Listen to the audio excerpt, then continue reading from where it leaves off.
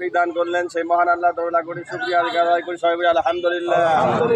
বিশ্ব মানবতার মুক্তিদূত মুক্তির দিশারি জনাবে মুহাম্মদুর রাসূলুল্লাহ সাল্লাল্লাহু আলাইহি ওয়াসাল্লাম আজকে ঈদ পুনর্মিলনী উপলক্ষে বড়বিয়ানী ইউনিয়ন বিএনপির কর্তৃক আয়োজিত বাংলাদেশ জাতীয়তাবাদী দল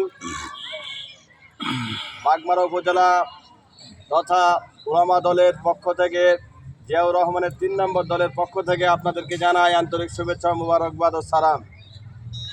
সম্মানিত ভাইয়েরা, আজকে বক্তব্য দেওয়ার মতো কিছুই নেই।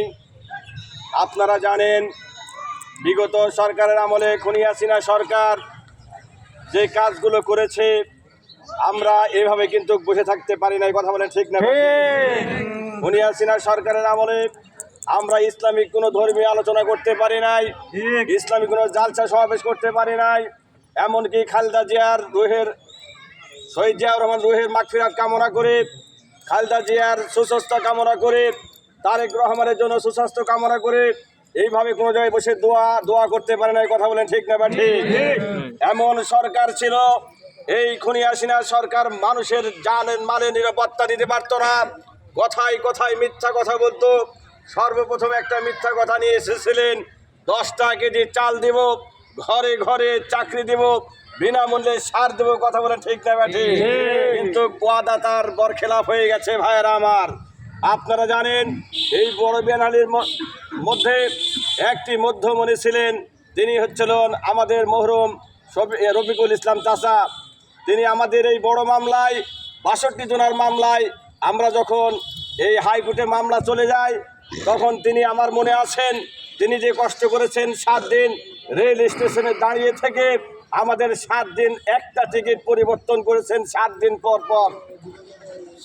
আমার আজকেও মনে আছে এই মামলা নিয়ে চাচা অনেক দেখাশোনা করেছেন। এরপরে আমার 14 বড় ভাই আজকে যিনি এখানে উপস্থিত হয়েছেন, বাগমারা গণমানুষের নেতা, আজকে যিনি রাজশাহী 55 বাগমারার মনোনয়ন প্রত্যাশী হিসাবে আছেন, বাগমারার গণমানুষের নয়নের মনে তিনি আশা করেন। কি জন্য আশা করবেন না? কারণ সর্বোপরি তাকে মামলায় হামলায় জেলখানায় সব জায়গায় পেয়েছি। আমার পরিবার খোঁজ নিয়েছে, তিনি অন্য কেউ খোঁজ দেয়নি। একটা নেতাকে ফোন দিয়েছিল আমার স্ত্রী, আমার বাড়ির কাছে প্রতিনিধি হতে চান, তার কাছে ফোন দিয়েছিলেন। আমার ফোন থেকে আমাকে যখন নিউ মার্কেট থেকে ধরা হলো, যখন ফোন করেছে, ভাসিরা আপনার চাচাকে তো ধরে নিয়ে গেল, কি করা হবে? তখন তিনি বলছেন, আমার স্ত্রীকে বলছেন, তোমাদের জিয়া ভাই আছে, জিয়া ভাইয়ের কাছে যাও। লজ্জা থাকা দরকার। আপনার সঙ্গে মানুষ কেন যাবে? আপনার লজ্জা থাকা উচিত। কারণ আপনি একজন নেতা হয়ে আপনি তার কর্মীদেরকে বলেন ওই নেতার কাছে যাও। এই ধরনের রাজনীতি বাংলাদেশ বিএনপি জাতীয়তাবাদী প্রত্যাখ্যান করে। এগুলা নেতাকে মানুষ চায় না।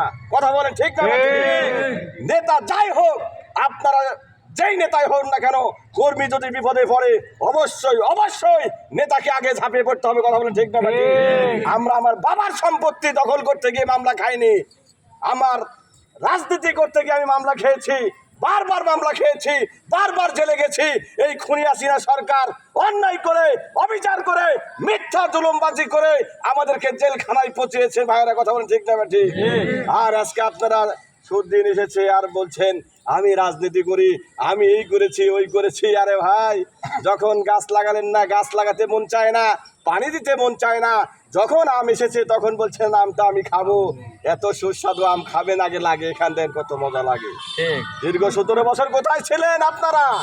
আর আজকে আপনি 5 আগস্টের পরে যেই নেতাগুলো, যেই কুলাঙ্গারগুলো আজকে বিএনপির মধ্যে ঢুকে সুন্দর ফুল বাগান নষ্ট করতে যাচ্ছে, তাদেরকে উদ্দেশ্য করে বলছি, বিএনপির বড়বিয়ানী ইউনিয়ন নয়, শুধু 16টা ইউনিয়ন, 2টা পৌরসভাকে আমি উদ্দেশ্য করে বলছি, যারা এখানে আছেন সকলকে সতর্ক করে দিচ্ছি, কোনো কুচক্রী মহল, ছাত্রলীগ, যুবলীগ, আওয়ামী লীগ যে করেছে, আওয়ামী লীগের অক্ষরতার মধ্যে আছে, তাদেরকে কোনোদিন কিন্তু আপনারা দলে নেবেন না, অবশ্যই নেবেন না।